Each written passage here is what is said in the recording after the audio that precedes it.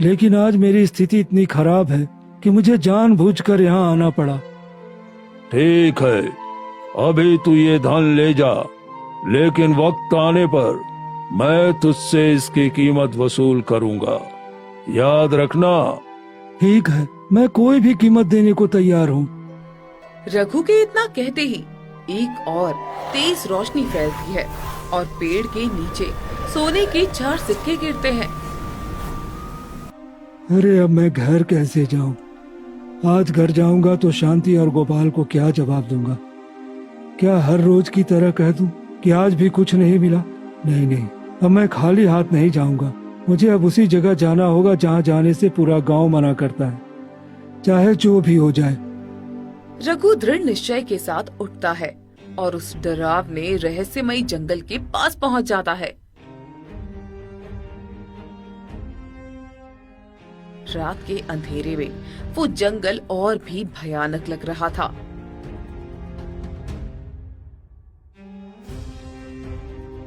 यही वो जंगल है जहाँ सब कुछ मिलता है। मुझे भी धन चाहिए।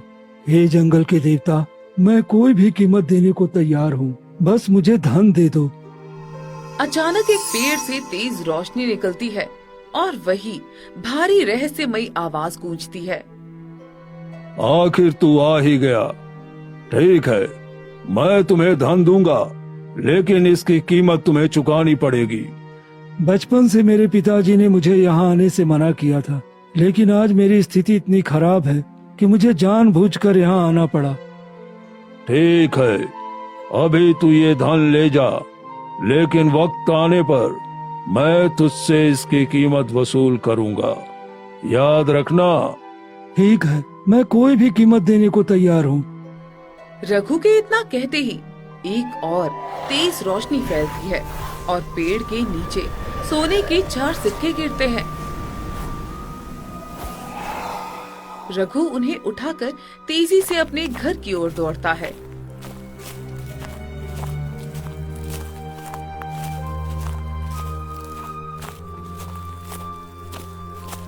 घर पर शांति और गोपाल भूख के मारे सो चुके थे।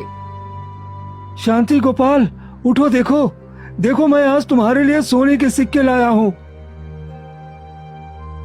क्या सच में जी? इतने दिनों के बाद आप 4 सोने के सिक्के लाए हैं? मुझे तो यकीन ही नहीं हो रहा। लगता है भगवान ने हमारी सुन ली और किसी ने आपको काम दे दिया। बस यूं ही समझ लो कि हमारे गरीबी के दिन अब खत्म होने वाले हैं। पिताजी, मुझे बहुत जोर से भूख लगी है। हाँ बेटा, तुम दोनों रुको, मैं अभी पास की दुकान से राशन का सामान लेकर आता हूँ। रघु बाजार से ढेर सारा राशन लेकर आता है।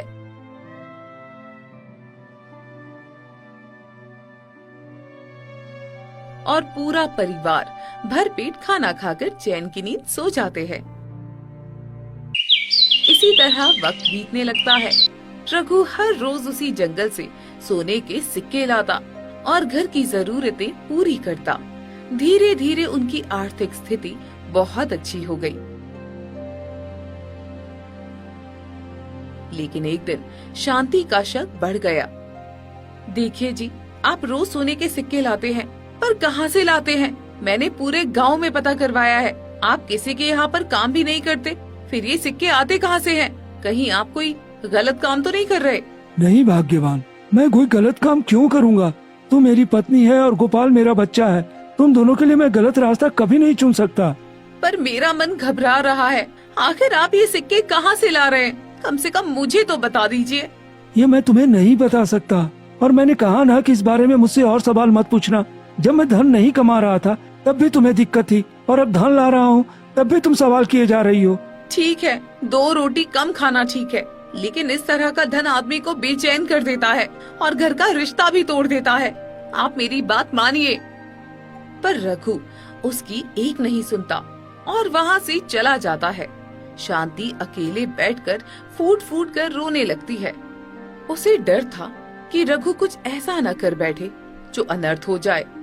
इतने दिनों से वो रोज सोने के सिक्के ला रहा था, पर रहस्य किसी को नहीं पता था। तभी गोपाल वहाँ पर आ जाता है।